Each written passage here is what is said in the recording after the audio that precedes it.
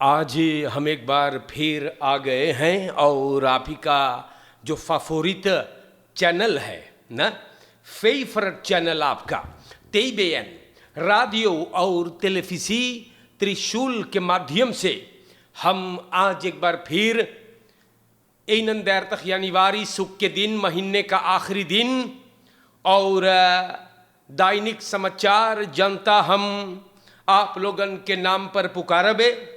सबसे पहले हमारे सरनाम के जितना चाहने वालन हैगा, हमारे सूरीनाम के सभी अपने लोगों को बहुत बहुत प्यार में भेज रहा हूँ। शुरू करीला परमारी बो वानिका कमवैन सरामाका निकेरी हुआ, जहाँ जैसे भी आप हमें सुनते हैं सब कोई के, और सूरीनाम के बहरे भी ऑनलाइन इंटरनेट वेब रेडियो से फेसबुक पर यूट्यूब पर भी अपलोड होता है। बहुत फीवर्स है, आप लोगों के चेहरे की मुस्कुराहट सलामत रहे और सब कोई के अस्सलामु अलैकुम वरहमतुल्लाहि वबरकातु, नमस्ते, सबके राम राम, नमस्ते, खुदनाफंद खुदमेदा, जो ना आप स्वीकार करे एक्सेप्टेर करे।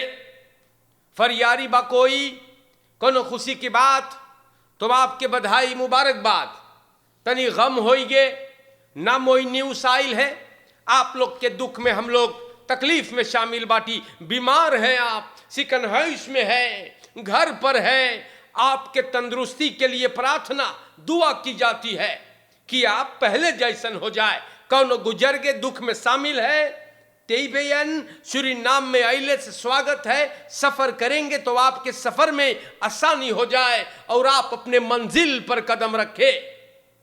दैनिक समाचार प्यारे भाइयों, हम शुरुआत करबे और एनन देर तक यानी वारी खरतीन दैनिक समाचार के वेर बरेख्त हम आप लोगन के बताबे।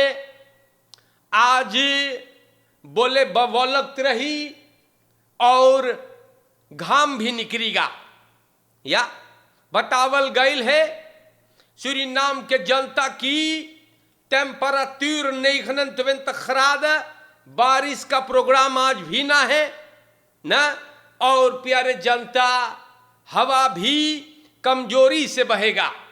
तो ये वेर बरेख्त बहुत लोग हैं खेती बाड़ी जो करते हैं वेर से काम करे, तो आप लोगन मौसम के प्रोग्राम सुन चुक लो। जनता आगे बढ़ावे हम, और यहां पर हम आपके बताइला, यहां लिखल है सूरीनाम के जनता लोगन एलबेयो लेरलेंगन मौखन न्यू ओ तुला थिंग्स एग्जाम फेवियो हाफो माकन लेरलेंगन लड़कन लेर यार 12 के बरूप्स अंदरवेश वाले अभी बरस से फेवियो और हाफो तू लातें के एग्जाम भी बना सकेगा।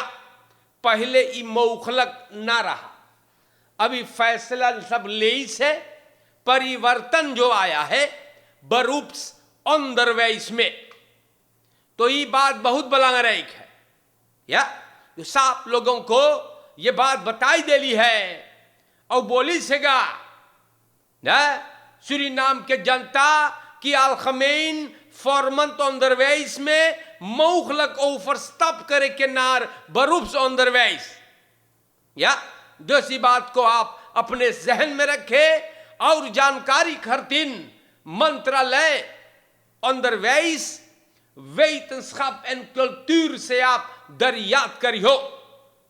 प्यारे जनता लोगन, हम आप लोग से बताइला, यहां पर भी पॉलिटिक पार्टियन kunnen bij wet assembleeleden terugroepen. तो कोalitie में जोन पार्टी साइट हैगा FHP, ABOP और PL en oppositiepartij NPS donderdag के terugroepwet को देर तक गो वोट के साथ स्टेमन के साथ मंजूर किया गया खुद क्योर हो गए बा एनडीपी ना इंजबा। तो आप देख रहे हैं प्यारे जनता, जब देखो ना एनडीपी खाली लकड़ पेच घत ना इंस रहे हैं। हमारे भाइयों, एनडीपी ना इंस रहा एन बेप ऐबन करल तो ये सब मनई लोगन भला देश चलई है। तो प्यारे भाइयों,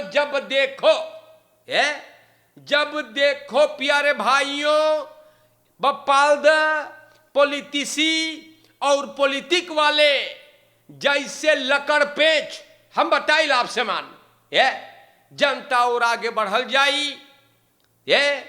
अगर एक असेंबली ले बदमाशी किया या अपने सिद्धांत के मुताबिक नहीं है तो उसे वापस बुलाना चाहिए, न कि वो अपने मन के दानसी में इस तरह दूसर पार्टी में कूदे। भाईल बाई चीजवन ओफर लोपर्स की बात है ना। तो देश के जनता बहुत अच्छा कि ई वेद पर गौर भइल है ना। तू पार्टी के सेतल लेके कहां जाइए तोर है, अरे पार्टी के है।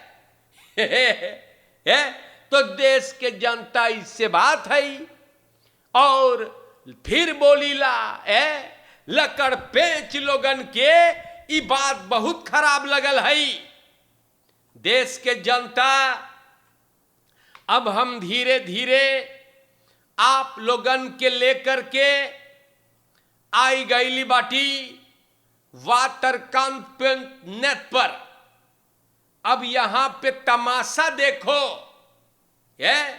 तमाशा taxi chauffeur met autopech bedreigt voorbijgangers met wapen nadat zij weigeren te helpen।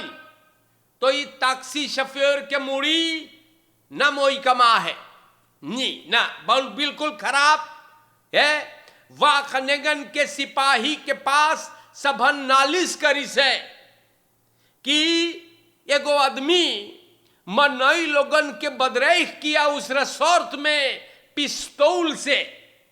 सिपाही जब वहां जाके पहुंचल है तो द्रियन देर तक यार के झक्की टैक्सी शोफर बेईवेई को देखे। अंदर सुख से पता चलल है कि आदमी के ओ तो गड़बड़ आई गए, लोगों से मदद मांगिस, मदद नहीं मिला तो ये बंदूक घींचिस है। और सूरीनाम के जनता बंदूक एगो खास पिस्तौल सबन बसलाह किया और टैक्सी शोफर को भी ले गए है भीतर है। तो खास पिस्तौल से सूरीनाम के जनता खास पिस्तौल से ये झक्की गुस्साई गे। अरे कोई थोड़ा परप्लेक्स है तो मदद करे के न, तो अब भीतर है न झक्की पागल है। ए प्यारे भाइयों, खाली झक्की देखो। तो देश के जनता politie mannen van BID-team afgelost na verdwijning laptop op luchthaven। दुई सिपाही politie mannen दुई गो जोन काम करे है BID bestrijding internationale drugsmokkelteam में। ई लोगन के करप्ट शेफ अफडेलिंग पर से हटा दी इस बार। जानो काहे कौनो जोन सफर पे जात रहा ओकर लैपटॉप लाश हो गए। एगो पसाशीर के इन्फॉर्मेशन से पता चलल कि पसाशीर फ्राइडे 20 दिसंबर को परामारी बहु से पनामा को जा रहा था। फैलखैच कंट्रोल में बखाश स्कैनर लगे, ओके सब सामान पड़ल बाकिम धरे। आप जानते हो कैसे ना, तो जल्दबाजी में हास्तकरी से और अपन लैपटॉप छोड़ देस। और एकात रोज बात उ देखे जानिस कि ओकर लैपटॉप वही रही गए। वो कांटेक्ट करिस है या मार कुछ बकेंत ना रहा, एगो लैपटॉप जोन छूट गे। आन खेफ्ता भइल संदरई के सिपाही लगे और या परात वापस मिलल है। अंदर सुख से जाने कौन ची पता चलल है कि एगो स्कौतवन लैपटॉपवा लेके चल गए और दूसरा बोले हम कुछ ना जानीला। तो ओपेसेट से कांटेक्ट भइल है।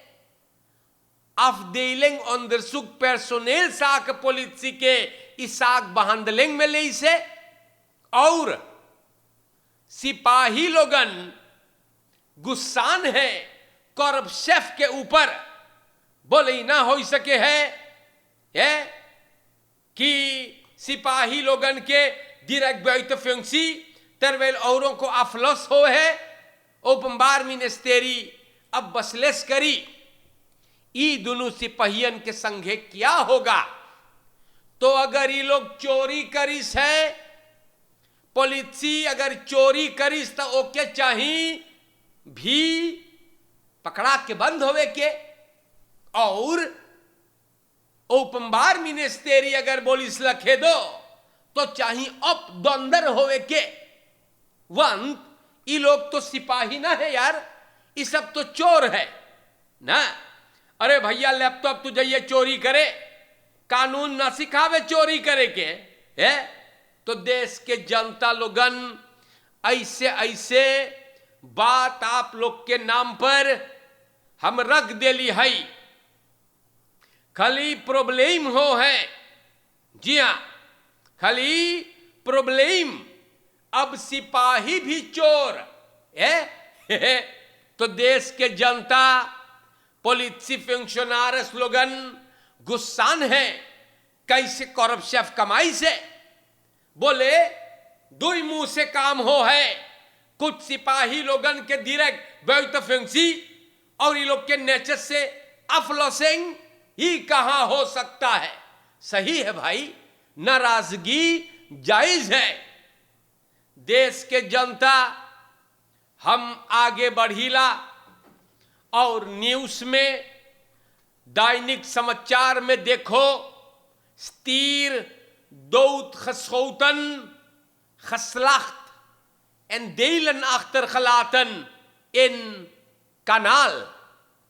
तो quarantaine polder के स्कौतू के woensdag 29 januari को veehouder SR जाके वहां पे नालिश किया।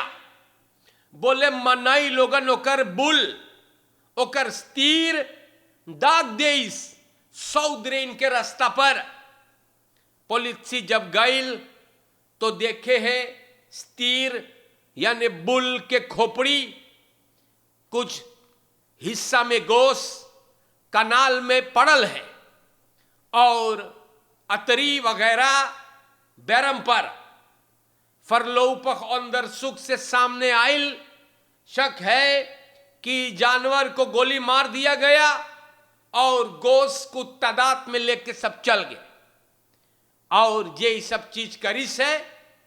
वो लोग अब तलेक फरार है। तो देखो इंसान कैसन है भैया, है कितना नीच और कितना गिर सकते हैं।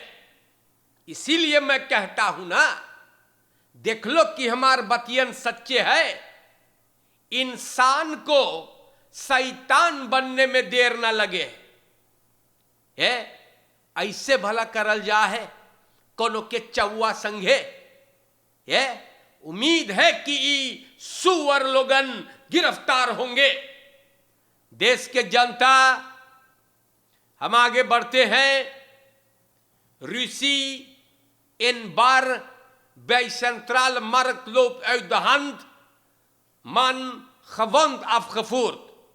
तो और ढकोलियो बार में बैठ के, जी हाँ और ढकोलियो पगला दलित दरघत और लगियो देशक्योसी करे न देश की शेर करियो और भोकौल हुआ है प्यारे जनता।